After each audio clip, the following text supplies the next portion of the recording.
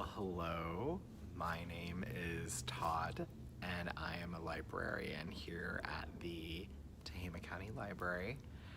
And I bet a lot of you are at home and maybe a little bit bored. My favorite thing to do when I was a kid at home bored was reading, and my favorite book in the whole world, like type of book to read, was choose your own adventure books. I loved them because each chapter you got to decide where the story goes. And so I thought this afternoon I would read the first chapter of a choose your own adventure book, and then you all can vote on where we should go next with the story. And all that we'll ask for you to do is just comment in the comment section below this and let us know if you want whatever option the story is going to take you in. So the one I selected is actually one I've never read before, but it's called The Magic of the Unicorn. Choose your own adventure. And The Magic of the Unicorn, it was written by Deborah, Lerme, Goodman, and illustrated by Suzanne, Nugent. And I just want to check to see what year this came out. Let's see. It came out in 1985, which was a long time ago. Okay, so I'm going to read the first chapter, and then I'll go over the two options of where the story can go, and then all you have to do is just vote for which option you'd like, and then in the next few days we'll let you know and we'll start that section of the story. So, beware and warning. This book is different from other books. You and you alone are in charge of what happens in this story. There are dangers, choices, adventures, and consequences.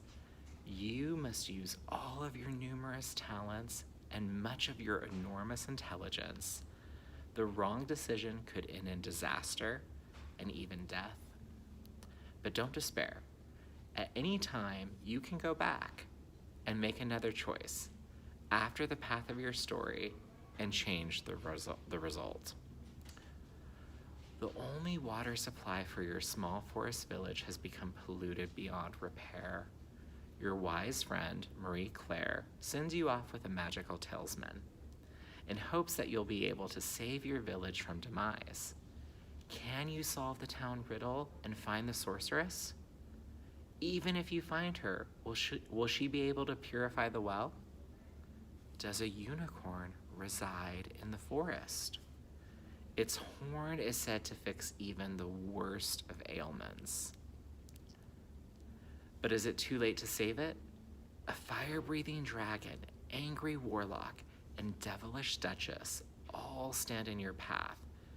You must muster all of your bravery, quick thinking, and creativity to weave a magical route to safety for your village and yourself.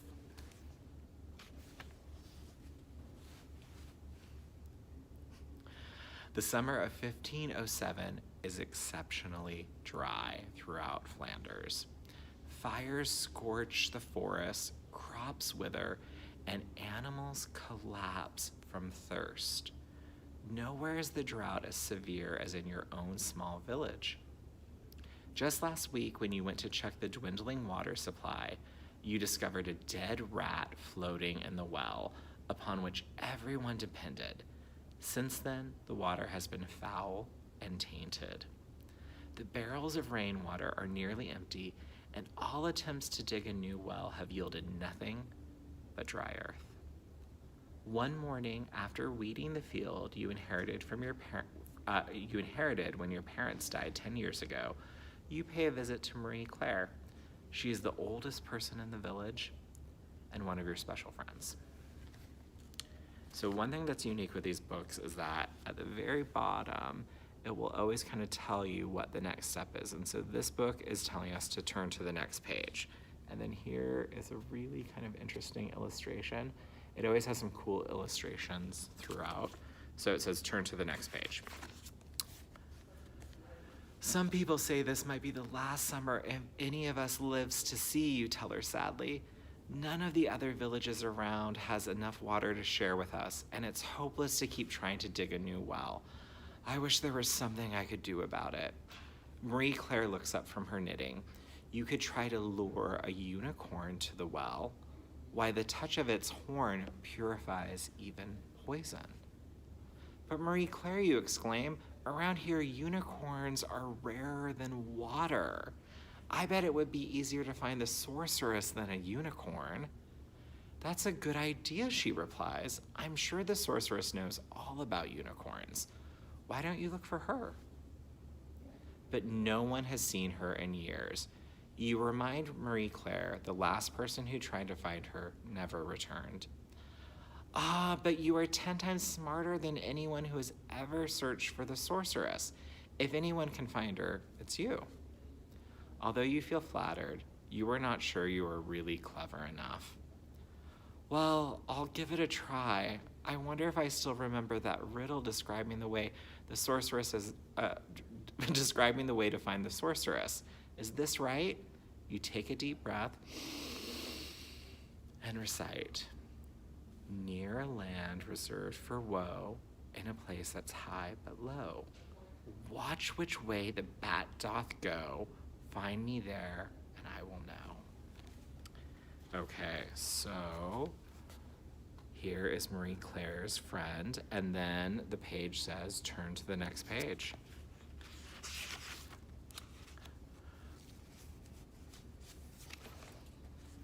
Perfect, says Marie Claire, as she hands you a glass pendant shaped like a raindrop. Put on my good luck talisman. Use it as you need it, my friend. You say goodbye to Marie Claire, then roam the parched fields. After pondering the riddle, you think of 2 places reserved for woe.